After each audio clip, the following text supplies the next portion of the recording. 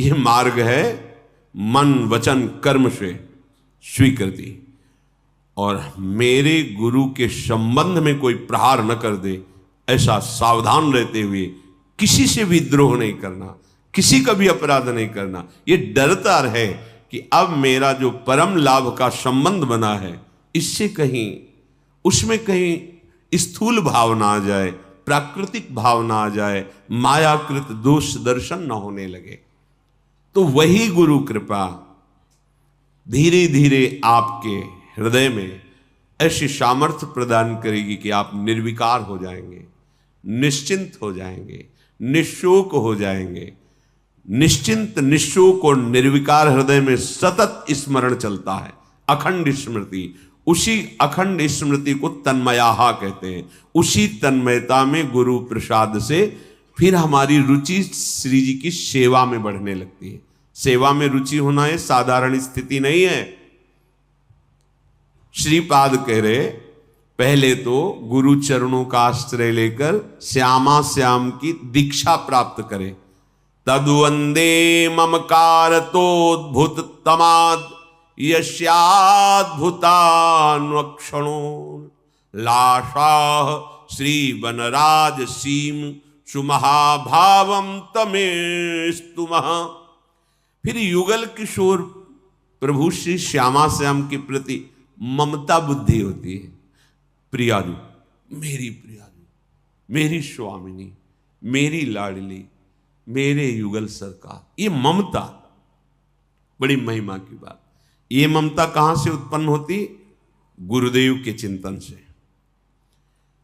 सच्ची गुरुदेव का आश्रय, शरणागति, दीक्षा, और जब वो कृपा करके लाडली लाल के चिंतन में भरे हुए तुम्हारा जो शरणागत भाव है उसको देखकर तुम्हारा चिंतन किया, तो जो ममता गुरुदेव के हृदय में प्रिया प्रीतम के प्रति विराजमान है वही अवतरित हो जाती है हृदय में।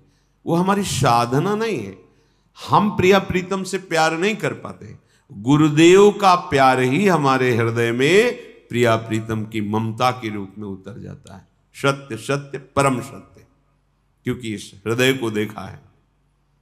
ज्ञान विज्ञान वार्ताएं सब एक तरफ है, प्रिया प्रीतम से ममता केवल गुरु चरणारविंद की सानिध्य और उनकी भीनी कृपा दृष्टि से है।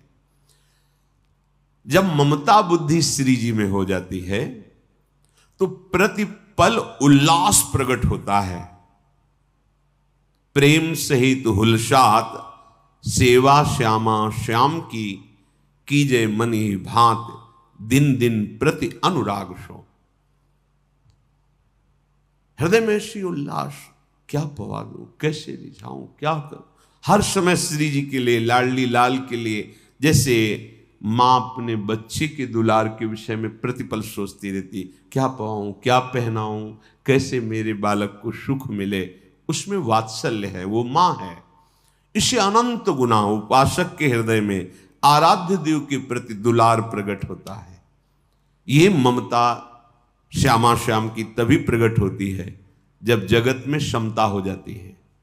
संपूर्ण संसार में समता और श्यामा श्याम के चरणारविंद में ममता, ये तुम्हारे से नहीं होगी, ये गुरु प्रदत्त उपासना से होगी, गुरु कृपा दृष्टि से होगी। जो लोग कहते बिना गुरु के कल्याण हो जाएगा, हम कल्याण के विषय में नहीं कहते, लेकिन जो प्रेम की भूमिका है, ज्ञान की भूमिका है, उसमें गुरुदेव की कृपा के बिना नहीं। वैसे भी जैसे किसी जंगल में फंस जाओ, तुम्हें मार्ग का पता नहीं तो तुम्हें गुरु चाहिए वहां, जो पूरे जंगल को जानता हो और कई बार निकल चुका हो, कितनों को निकाल चुका हो, वो बताएगा इस गली से नहीं, इस गली से आओ, और उसके गाइड से, उसका अनुसरण करने से आप निकल जाएंगे। ये संसारण्य है, बड़ा भूल भुलैया का मार्ग है इसमें।